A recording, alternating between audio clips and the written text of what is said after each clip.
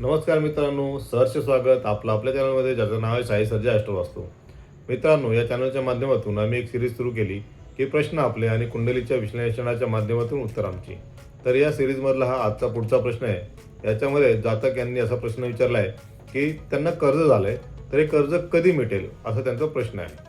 मित्रांनो, आपणही बघू शकता आपल्या कुंडलीमध्ये आजच्या या कार्यक्रमाच्या माध्यमातून की जे आम्ही सांगतोय ते तुमच्या कुंडलीमध्ये सुद्धा तसं काही घडतंय का, ज्यामुळे आपल्याला सुद्धा कर्ज घ्यावं लागलंय आणि कर्जाच्या बोजाखाली आपण दबलेला आहात, हे आपण सुद्धा आपल्या कुंडलीच्या माध्यमातून बघू शकता.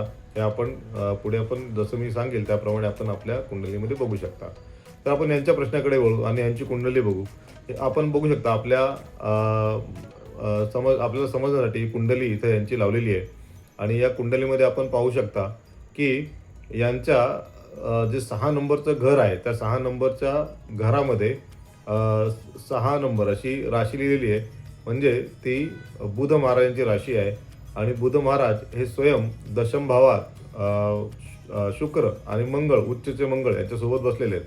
तसं पाहिलं तर 6व्या घराचे स्वामी हे बुध महाराज स्वयं केंद्रामध्ये आणि शुक्रासोबत लक्ष्मीनारायण राजयोग आपण जो म्हणतो, शुक्र आणि बुध यांच्यामुळे, आणि सोबत मंगळ उच्चचे दशम भावसुद्धा उत्तम. तरी असं असून सुद्धा यांना कर्जाला का सामोरं? 6व्या घरामध्ये आपण ऋण, रोग आणि शत्रू या 3 गोष्टींचा विचार करतो आणि त्याचे स्वामी बुध हे दशम बसलेले आहेत आणि त्यांच्यावर असं कुठल्याही पापक फल देणाऱ्या ग्रहाची दृष्टी नसल्यामुळे आणि त्यामुळे कुठलाही दोष त्यांच्यामध्ये होताना दिसत नाही. परंतु आपण बघू शकता की ते जे घरात बसले ते घर, त्याच्यामध्ये राशी जी आहे ती 10 नंबर, म्हणजे ही शनी महाराजांची मकर राशी आहे आणि शनी महाराज उच्च होऊन सप्तम घरामध्ये बसलेत आणि त्यांच्यावरती राहू महाराजांची दृष्टी येऊन पडलेली आहे. आणि या दृष्टीमुळे यांना म्हणजे शनी महाराज पीडित होत आहेत.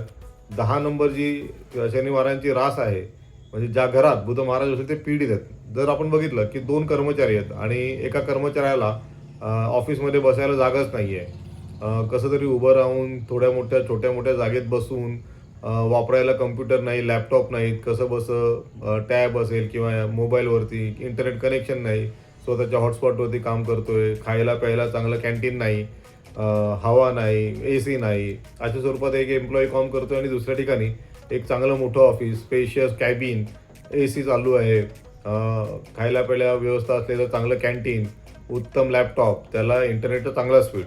तर अशा दोघांमध्ये कोण चांगलं काम करेल? ज्याला चांगल्या व्यवस्था, चांगल्या फॅसिलिटीज मिळाल्या आहेत तो एम्प्लॉई निश्चित चांगलं काम करेल. म्हणजे ज्या ठिकाणी व्यक्ती असतो त्या ठिकाणी जर चांगली व्यवस्था, चांगलं वातावरण असेल तर चांगलं काम करता येतं. तसंच ग्रहांचं पण.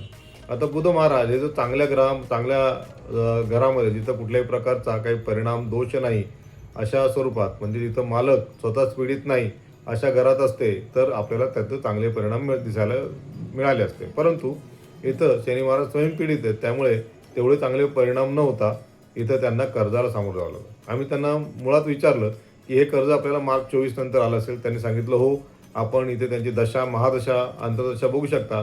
याच्यामुळे चंद्राच्या अंतर्दशेमध्ये जेव्हा बुध महाराज आले त्याच वेळेस त्यांना कर्ज घ्यावं लागलं. अशी परिस्थिती निर्माण झाली की कर्जाला सामोरं जावं, कर्ज घ्यावं लागलं त्या परिस्थितीमध्ये. आणि बुध महाराजांची अंतर्दशा संपली, कर्ज संपायला पाहिजे होतं पण नाही संपलं. का? कारण मार्च 26 नंतर इमिडिएट लगेच केतू महाराजांची अंतर्दशा सुरू झाली आहे आणि याच्यामुळे यांना त्यांचं कर्ज अजून काही फिटलं नाही आणि ते पुढच्या दशेपर्यंत, म्हणजे अंतर्दशेपर्यंत, ऑक्टोबर 26 पर्यंत, जोपर्यंत केतू महाराजांची दशा संपणार नाही तोपर्यंत हे कर्जसुद्धा संपणार नाही.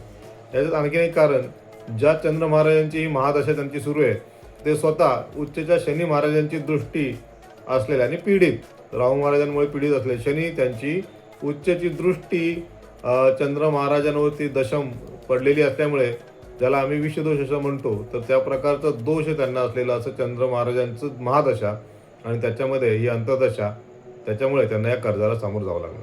आपण सुद्धा आपली कुंडली उघडून बघू शकता की आपल्या कुंडलीतल्या 6व्या घरामध्ये कोणती राशी आहे आणि तिथं कोणते ग्रह बसले. त्या ठिकाणी जर शनी असेल आणि सोबत आणखीन कुठला ग्रह असेल, सूर्यचंद्र किंवा सूर्याबरोबर केतू असे काही दोष निर्माण झाले असतील, चंद्रासोबत राहू असे काही दोष बनले असतील, तर त्यामुळे ते घर पीडित होतं आणि आपल्याला कर्जाला सामोरं झालं. त्याशिवाय जी राशी लिहिली असेल, 1 ते 12 पैकी कुठलाही नंबर असेल आपल्या कुंडलीमध्ये, तर आपण बघा की 1 असेल आणि 8 असेल तर त्याचे स्वामी बनतात मंगळ. 2 आणि 7 असेल तर स्वामी बनतात शुक्र, 3 आणि 6 असेल तर स्वामी बनतात बुध, 4 असेल तर चंद्र महाराज, 5 असेल तर सूर्य महाराज, 6, 7, 8 आपण बघितले, 9 आणि 12 असेल तर गुरु महाराज, 10, 11 असेल तर शनी महाराज. तर यापैकी कुठला तरी एक ग्रह आपल्या 6व्या घराचा स्वामी बनलेला असेल आणि तो जर पीडित असेल कुठल्याही पापक फलप्रदाता ग्रहापासून, म्हणजे शनी महाराजांसोबत असेल किंवा दृष्टी असेल, केतू राहू यांची दृष्टी संबंध असेल किंवा हे स्वतःच शनी असतील त्याचे मालक आणि जसं या कुंडलीमध्ये आहे की ते पीडित आहेत, तर तशा काही परिस्थिती आल्या तर निश्चितपणे आपल्याला सुद्धा कर्जाला सामोरं जावं लागेल. जेव्हा या ग्रहांची दशांतदशा येईल त्यावेळेस आणि अशा परिस्थिती हे ग्रह तयार करतील की आपल्याला नको असलं तरी कर्ज घ्यावं लागेल आणि त्याच्यातून लवकर सुटका होणार नाही. आपल्याला सुद्धा या संदर्भात काही प्रश्न विचारायचे असतील, आपल्यालाही काही कर्जाला सामोरं जावं लागत असेल, कर्ज आपल्यावर असेल आणि आपल्याला त्यातून बाहेर पडायचं आहे आणि काही माहिती ज्योतिषाच्या माध्यमातून मिळवायची असेल तर आपण निश्चितपणे आमच्या नंबरवरती आम्हाला संपर्क करा किंवा कमेंट बॉक्समध्ये आपल्या प्रश्नासकट आपलं date of birth, time of birth आणि प्लेस ऑफ बर्थ लिहून आम्हाला कळवा. निश्चितपणे आम्ही आपल्या प्रश्नाचं उत्तर देण्याचा प्रयत्न करू आणि आपल्याला समर्पक असं उत्तर निश्चितपणे आम्ही मिळवून देऊ. कार्यक्रम आवडला असेल तर याला लाईक करा, आपल्या मित्रांसोबत शेअर करा आणि हो, आपल्या चॅनलला सबस्क्राईब करायला अजिबात विसरू नका. धन्यवाद. जय श्रीराम.